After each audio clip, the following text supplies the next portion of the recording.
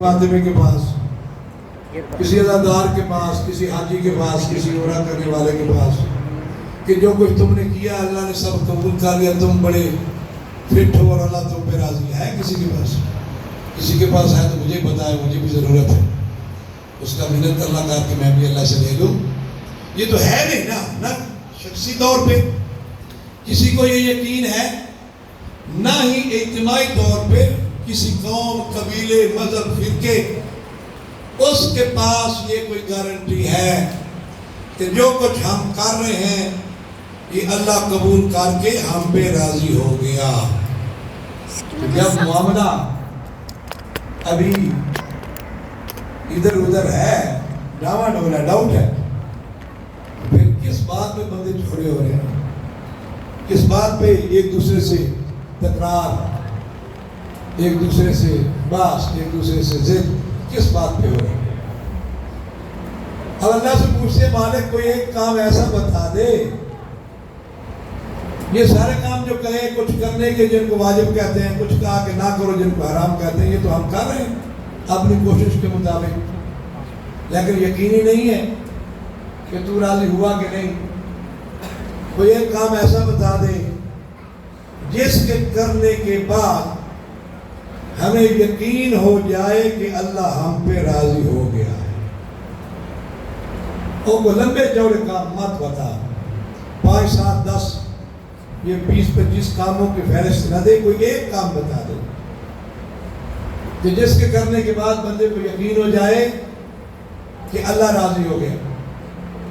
ویسے بندوں کی کوشش یہی ہے کہ وہ راضی ہو، اور اس کو خود خالق نے بیان بھی فرمایا، حدیث قدسی میں ارشاد فرمایا الناس یطلبون رضائی، یہ سارے لوگ، انسان کسی بھی مذہب سے ان کا تعلق ہے، وہاں فقط مسلمانوں کا نہیں کہا، انسانوں کا کہا، خواہ کسی بھی مذہب و ملت کے ساتھ ان کا تعلق ہو، فرمایا یہ سارے انسان میری خوشنودی، میری رضا چاہتے ہیں، تو مالک پھر تو کیسے راضی ہوتا ہے؟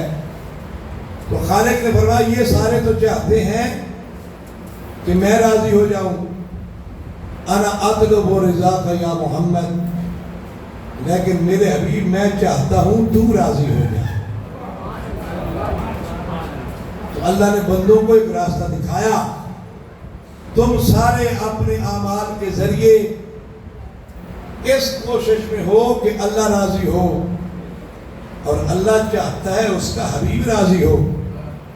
تو اللہ نے بندوں کو شارٹ کٹ بتایا، مختصر ایک کام کر لو، تم اس کے حبیب کو راضی کر لو، جس پہ مصطفیٰ راضی ہو جائے یقین رکھو اس پہ اللہ راضی۔ یہ ہو نہیں سکتا کسی پہ قلب اطہر مصطفیٰ راضی ہو اور اس پہ اللہ راضی نہ ہو، یہ نہیں ہو سکتا۔ تو آسان طریقہ دیا نا اللہ نے، ایک ہی کام کرو، اب یہ تمہاری ہمت ہے، یہ تمہاری اپنی سمجھداری ہے کہ تم مصطفیٰ کے دل کو کیسے راضی کرتے ہو، لیکن کوئی بھی طریقہ اختیار کرو، کوئی بھی کام کرو، لیکن نبی کا دل اگر راضی ہو جائے تو پھر یقین رکھو کہ خالق تم پہ راضی ہو گیا۔ اب کوئی کہے گا ہو سکتا ہے اسلام اتنا لمبا چوڑا، تو فقط ایک بات پہ اللہ کیسے راضی ہو جائے گا؟ اللہ نے دوسرا رخ بھی بتایا، اس سے کوئی پریشان مت ہو، ایک ہی بات پہ سارے کام ٹھیک ہو جائے، مصطفیٰ راضی ہو جائے سب کچھ ٹھیک ہو گیا، اللہ راضی ہو گیا، نجات ہو گئی، دنیا بھی تمہاری، آخرت بھی تمہاری۔ جیسے یہ ایک کام سب کچھ سنوار دے گا، ویسے ہی کوئی ایک کام سب کچھ بگاڑ بھی دیتا ہے، کسی ایک کام پہ سب کچھ خراب بھی ہو جاتا ہے، اور اللہ نے وہ بھی قرآن میں بتایا۔ ایسے خوش نہ ہوتے رہنا کہ بڑے کام کر لی، بڑی باتیں کر لی، اللہ نے کہا ہو سکتا ہے ساری زندگی اچھی گزاری ہو، کام سارے ٹھیک کیے ہوں، لیکن ایک کام ایسا ہو جائے اس کی وجہ سے سب کچھ فارغ ہو جائے، بند ضائع ہو جائے. اور قرآن مجید نے بتایا، سورہ مبارکہ حجرات 49واں سورہ، دوسری آیت اس میں اللہ نے صاحبان ایمان کو خطاب کر کے اپنے نبی کے آداب میں سے ایک ادب بتایا.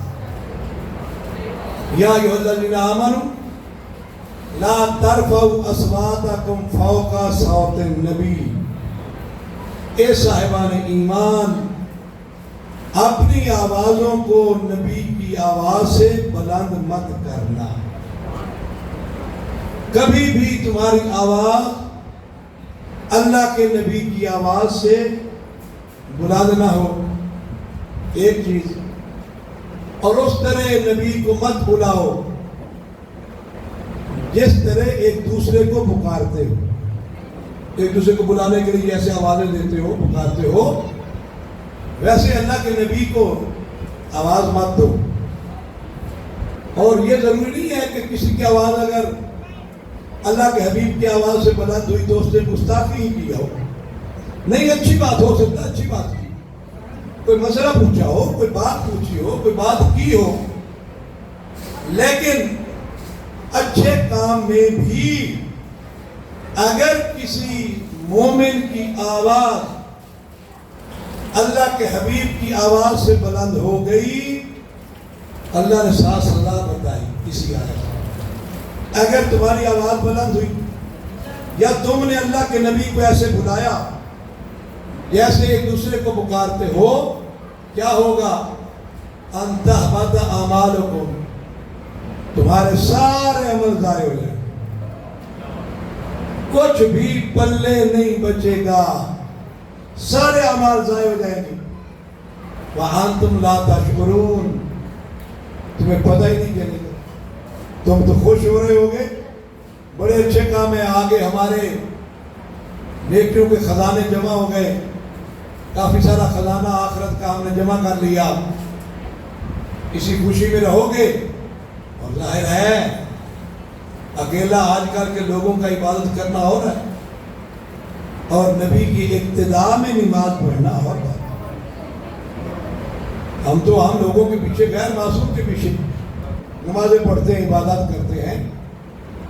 اور یہ کتاب اس وقت کے لوگوں کے لیے بھی ہے، ڈائریکٹ ہمارے لیے انڈائریکٹ، جنہوں نے نبی کے پیچھے ڈائریکٹ نمازیں پڑھی،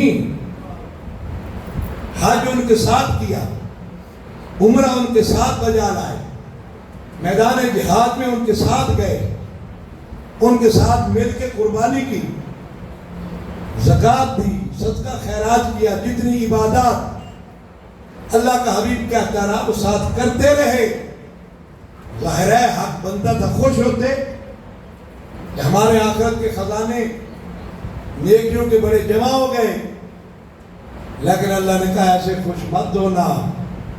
یہ سب کچھ کرنے کے بعد اگر کبھی تمہاری آواز مصطفیٰ کی آواز سے بلند ہوئی، سارے عمل تمہارے ضائع ہو جائیں. تم خوش ہو کے آگے جاؤ گے، موج کریں گے، بڑی نیکیاں ہیں. لیکن وہاں گئے تو پتہ چلا پلے ہی کچھ نہیں ہے.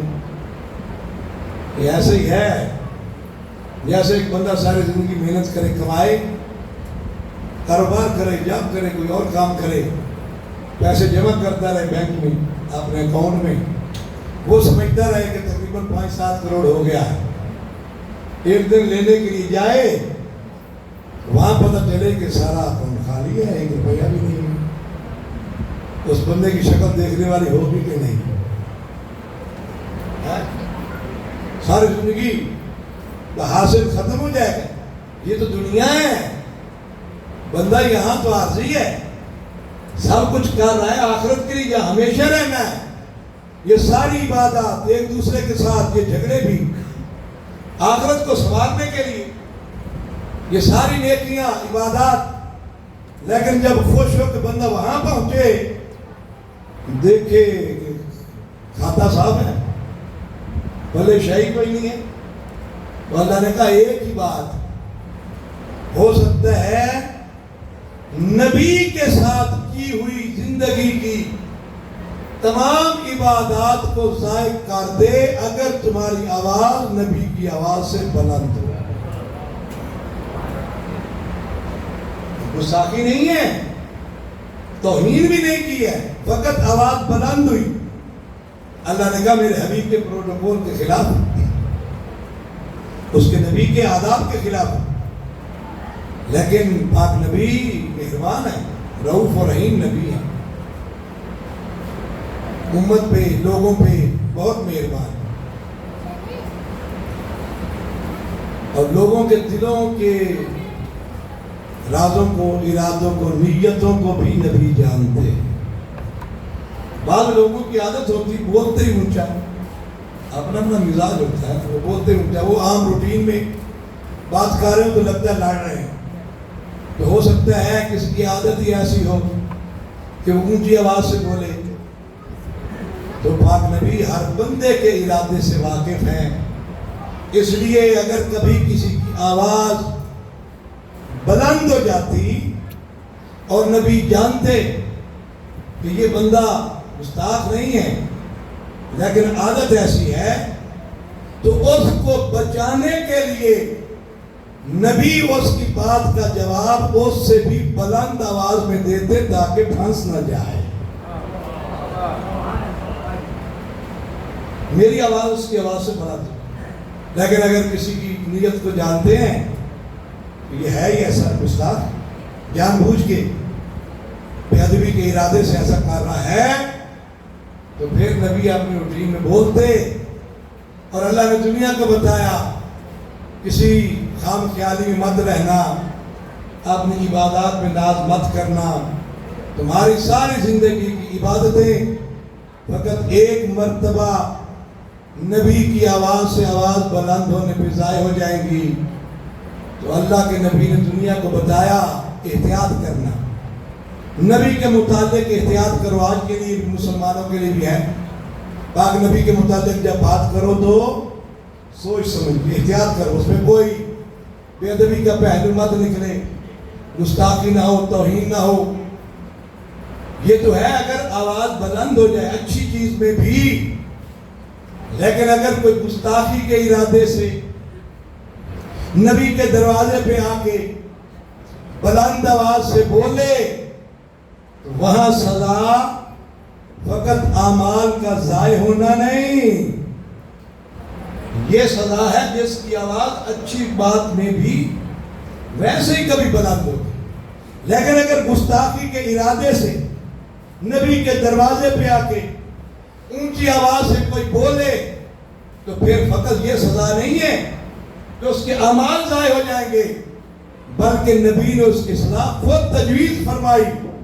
جس بندے نے آ کے نبی کے خیمے میں نیزہ مار کے کہا تھا محمد کو جوان ہے تو بھیجو، تو وہاں پہ نبی نے بتایا من حاضر کل، کون ہے جو اس کتے کی زبان کو بند کرے. تو نبی نے دنیا کو بتایا فقط آواز بلند ہو تو اعمال ضائع ہو جاتے ہیں، اور اگر کوئی دروازے پہ آ کے گستاخی کرے وہاں اونچا بولے تو اعمال ضائع نہیں ہوتے. اللہ انسانیت کے دائرے سے نکال کے حیوانوں میں شامل کر دے. نعرہ تکبیر، نعرہ رسالت، نعرہ حیدری، آواز بلند صلوات.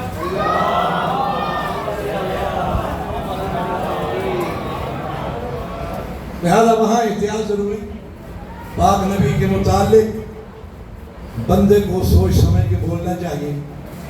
تو اللہ نے کہا ایک ہی کام، اگر نبی راضی ہو گئے تو سارے کام ٹھیک ہے، اللہ راضی. اور اگر کسی بات پہ نبی ناراض ہو گئے تو پھر سمجھ لو سب کچھ ضائع اور اللہ بھی ناراض ہے. اور جب اللہ ناراض ہو جائے تو ٹھکانہ بندے کا جہنم ہے. تو یا رسول اللہ آپ فرمائیں کوئی آسان سا کام کہ جس پہ آپ راضی ہو جائیں، تاکہ آپ کے راضی ہونے سے اللہ راضی ہو جائے. اور یا رسول اللہ کو لمبے چوڑے 5 7 10 کام نہیں، شارٹ کٹ کو مختصر سا ایک ہی بتا دیں. کوئی ایک کام ایسا کہ جس کے کرنے کے بعد آپ کا دل ہم پہ خوش ہو جائے, آپ خوش ہو جائے تو یقینی ہے کہ اللہ راضی ہو گیا. تو پاک نبی نے بھی کوئی لمبے جوڑے کام نہیں بتائے, کوئی 20-25 کاموں کی فہرست نہیں تھمائی ہمارے ہاتھوں میں کہ یہ سارے کرو تو میں راضی ہو جاؤں گا. اللہ کے حبیب نے بھی ایک ہی کام بتایا, اور میں فاطمہ تو بضعۃ منی من سرھا فقد سرنی. فرمایا فاطمہ میرا حصہ ہے, جس نے فاطمہ کو خوش کیا اس نے مجھے خوش کیا. فرمایا ایک ہی کام کر لو, میری بیٹی کے دل کو راضی کر لو. جس پہ زہرا کا دل راضی ہو جائے اس پہ اللہ کا حبیب راضی ہو جائے, اور جس پہ نبی کی بیٹی ناراض ہو جائے اس پہ مصطفیٰ ناراض ہو جاتا, اور جس پہ مصطفیٰ ناراض ہو اس پہ اللہ ناراض ہو جاتا. تو ایک ہی کام نبی نے دنیا کو بتایا, جو بھی کرو, جو طریقہ بھی اختیار کرو, کوئی کام ایسا کرو کہ تم پہ نبی کی بیٹی کا دل راضی ہو, پیغمبر کی بیٹی راضی ہو جائے. اور یہ صرف آج کے لوگوں کے لیے نہیں ہے, اس زمانے کے لوگوں کو بھی پتا تھا کہ نبی کو راضی کرنا ہو تو راستہ کیا ہے, طریقہ کیا ہے. حدیث میں, کتابوں میں موجود ہے, شیعہ سنی تمام کتابوں میں موجود ہے یہ واقعہ. ویسے اگر کسی کو نہ ملے تو پاکستان کے بیوروکریٹ گزرے ہیں, قدرت اللہ شہاب, انہوں نے کتاب لکھی شہاب نامہ, اردو میں ہے, میں نے وہاں یہ واقعہ وہاں بھی پڑھا تھا. انہوں نے اپنی کتاب میں اس میں یہ واقعہ لکھا, تمام لائبریریوں میں مل لیتی. اسلام آباد سے کہہ رہا میں اپنے گاؤں جا رہا تھا, جمعے کا دن تھا, تو جمعے کا ٹائم ہو گیا. راستے میں ایک چھوٹی مسجد تھی گاؤں کی, کہہ رہا میں نے کہا ادھر جمعہ پڑھ لیتا. وہاں پہنچ گیا, کہہ رہا ایک عالم بزرگ ہوا اہل سنت کے جمعے کا خطبہ دے رہے تھے. خطبہ جمعہ کے درمیان انہوں نے اس واقعے کو ذکر کیا کہ پاک نبی ایک دن کسی بات پہ اپنے اصحاب سے ناراض ہو گئے. خود حضرت گھر تشریف لے گئے. ان صحابہ نے, ایمان مومنین نے, مسلمانوں نے, صحابہ نے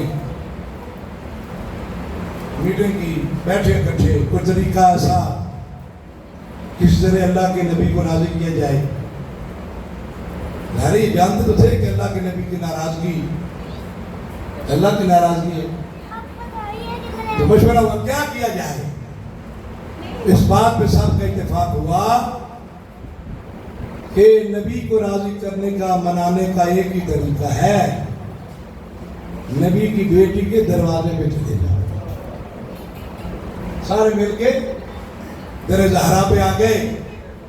دستک دی بی بی آپ کے بابا کسی بات پہ ہم پہ ناراض ہیں, مہربانی فرمائیں, سفارش کر دیں, ہم پہ راضی ہو جائیں. تو بی بی نے ان کا مطالبہ سن کے اپنے بابا سے عرض کی, تو نبی نے فرمایا بیٹی تیری وجہ سے میں نے ان کو معاف کر دیا.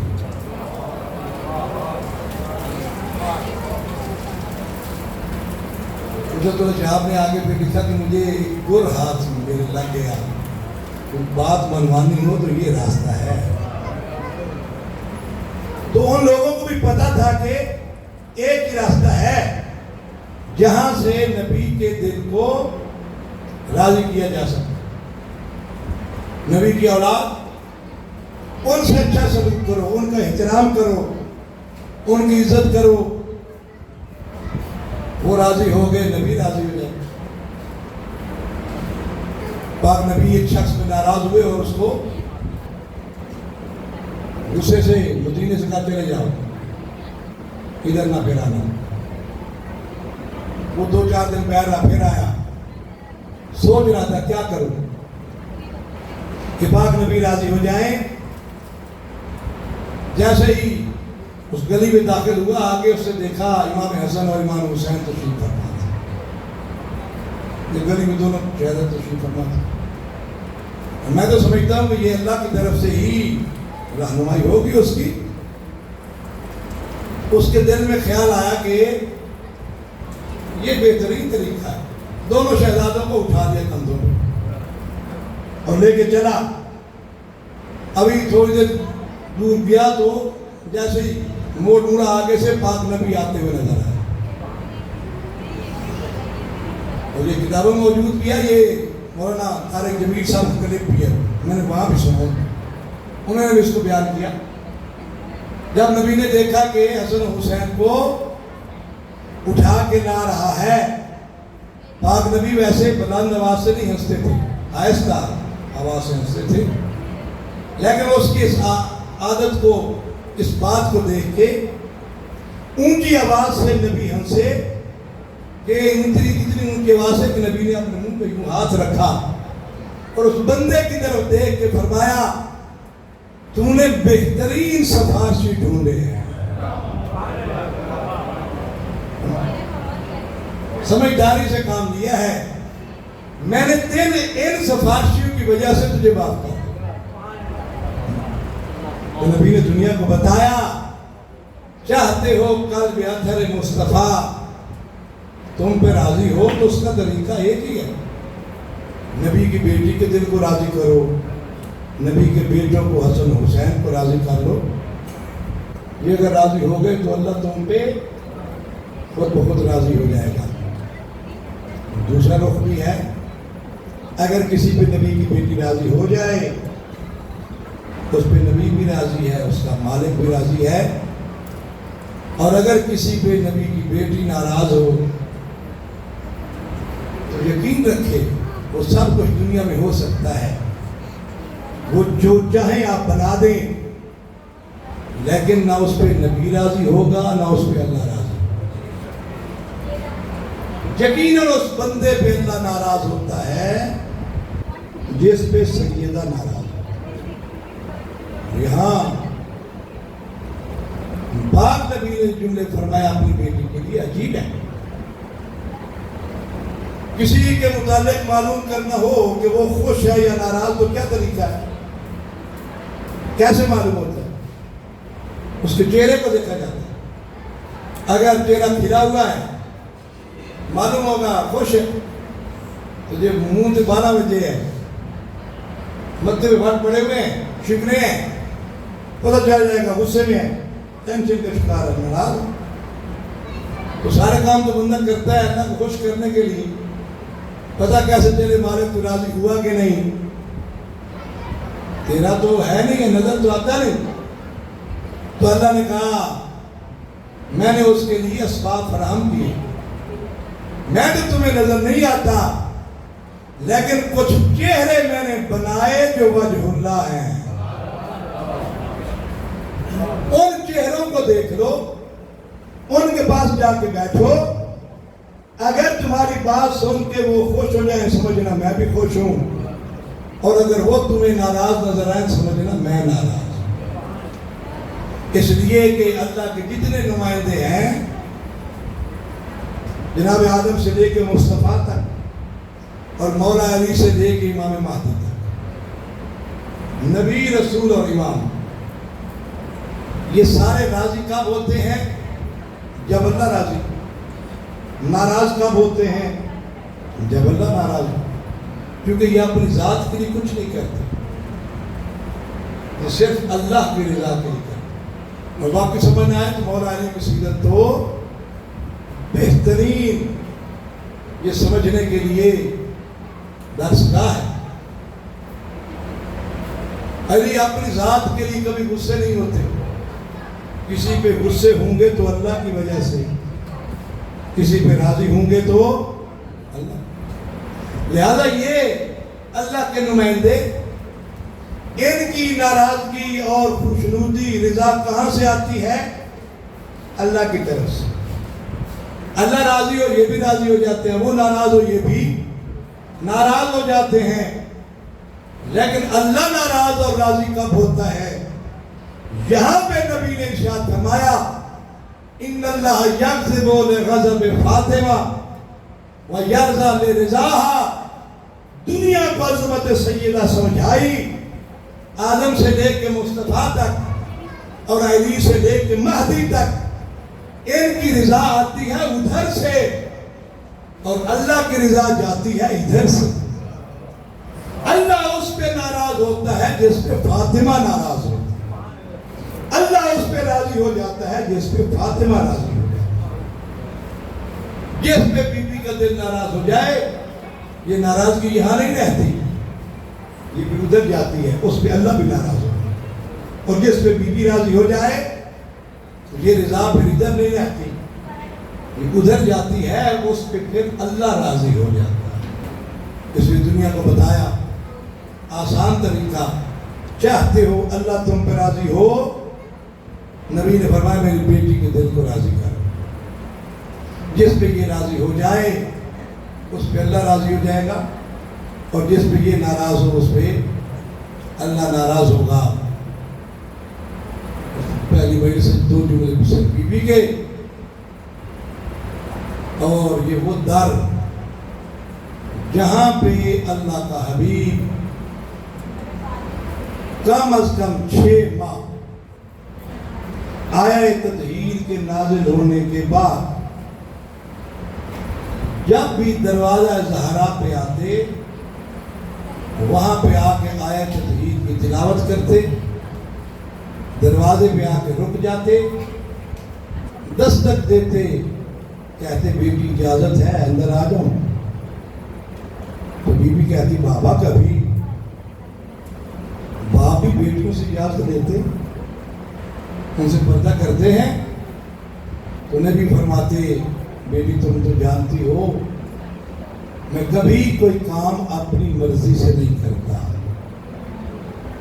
جب تیرا دروازہ آتا ہے حکم خدا ہوتا ہے میرے حبیب رک جا، یہاں پہ اجازت مانگ کے دنیا کو بتا یہ در کس عظمت کا مالک ہے، اس دروازے کی قیمت کیا ہے، اس کا احترام کیا ہے۔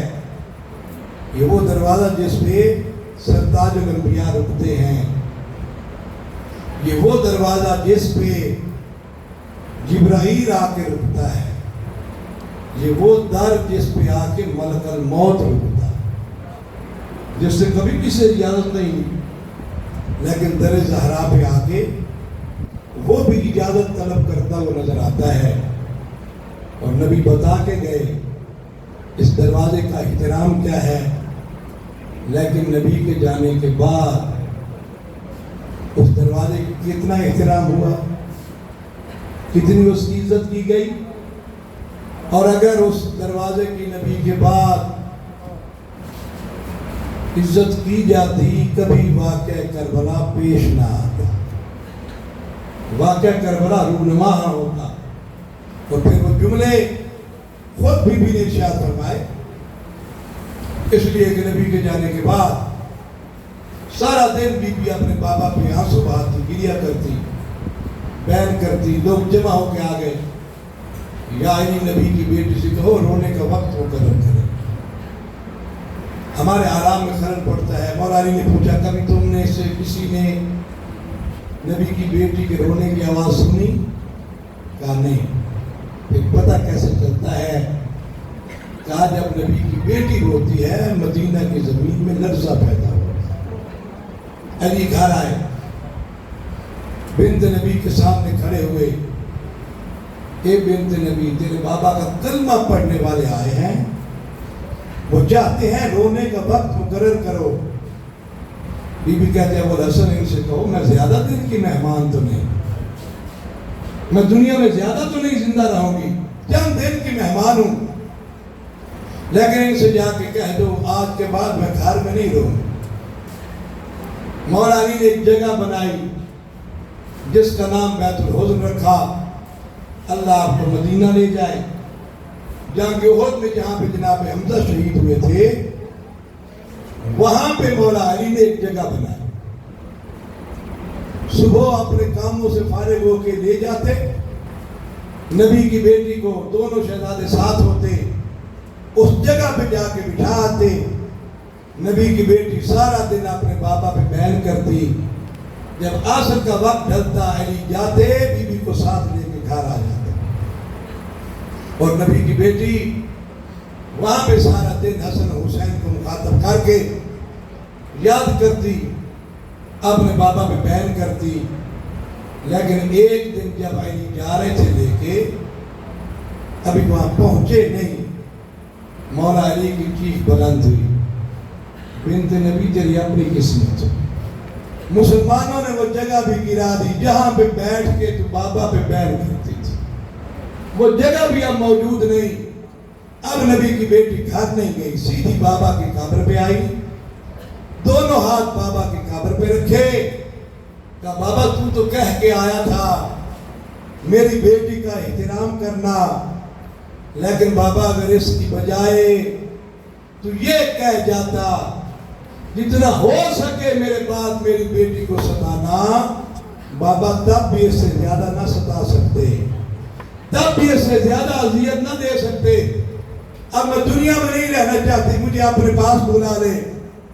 18 سال کا سن ہے، سارا آسمان کی طرف بلند کیا، کہا اللہم اجل وفاتی، پالنے والے میری موت کو جلدی بھیج دے، اب زہرا دنیا میں نہیں رہنا چاہتی. نبی نے فرمایا بیٹی کل رات تو میری مہمان ہوگی. بی بی گھر آئی، نبی کے جانے کے بعد پہلی مرتبہ نبی کی بیٹی کے چہرے پہ رونق آئی. آخری دن دنیا میں نبی کی بیٹی کا. اپنے دونوں شہزادوں کو غسل دیا، لباس پہنایا، کھانا تیار ہونا شروع ہوا.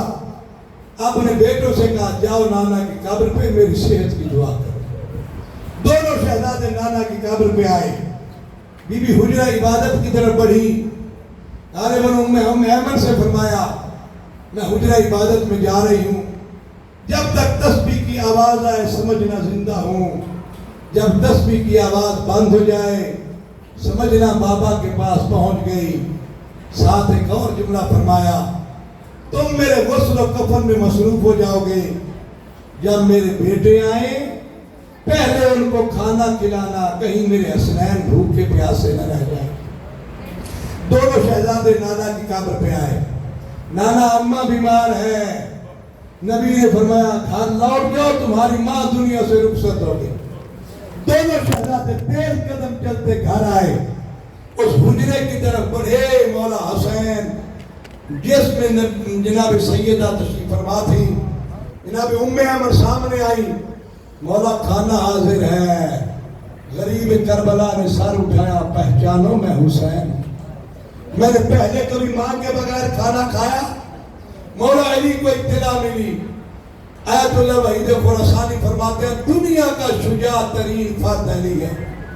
اس سے بہادر فرد اللہ نے خلق کوئی نہیں کیا. لیکن فاطمہ کی شہادت اتنی بڑی خبر تھی علی کے لیے.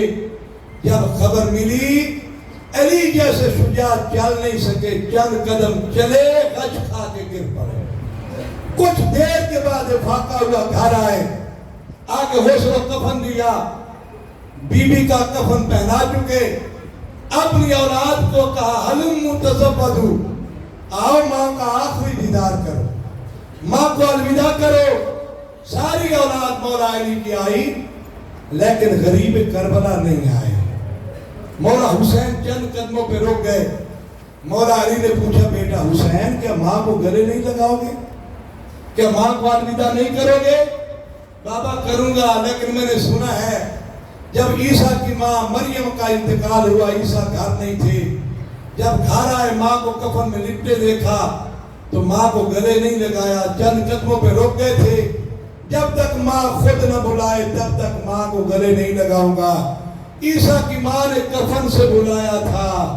بابا میری ماں تو فخر مریم ہے، میں فخر عیسیٰ ہوں. جب تک ماں خود نہ بلائے تب تک ماں کو گلے نہیں لگاؤں گا. ادھر حسین کے جملے ختم ہوئے. تاریخ کہتی ہے لقد انت و حنت و مدت یدیہا. بی بی کے کفن کے بند ٹوٹے، چیخ بلند ہوئی، دونوں بازو نکال کے کہا آؤ میرا کربلا کا غریب بیٹا، آؤ میرا کربلا کا پیاسا بیٹا، آؤ میرا کربلا کا شہید بیٹا. آگے حسین نے ماں کو گلے لگایا. مرے عالم کوہرام بپا ہوا، हातिफ गैबी की आवाज आई, अबुल हसन हुसैन को माँ से जुदा करो। मलाइक में कोहराम बपा है, बड़े प्यार से अली ने बेटे को माँ से जुदा किया। कहा होगा ना ज़हरा ने, हुसैन ये उधार है, आज मैंने बुलाया शाम गरीबा करबला में, जब तक तू खुद नहीं बुलाएगा मैं भी तुझे गले नहीं लगाऊंगी। यही वजह रदारो शाम गरीबा। नबी आए हुसैन की लाशे पे, मौला अली भी पहुंचे, मौला हसन मुज्तबा भी आए, लेकिन सैयदा चंद कदमों पे रुक गई। नबी कहते हैं बेटी क्या बेटे को गले नहीं लगाओगे? कहा बाबा मेरा एक उधार है हुसैन पे। हुसैन के कटे गले से आवाज आई, अम्मा तूने कफन से बुलाया था, बेकफन बेटा बुलाता है। अम्मा तेरे हाथ सलामत थे, मेरे हाथ कट चुके। अम्मा तेरा गला सलामत था, तेरे हुसैन का गला कट चुका। अल्लाह अल्लाह आमीन।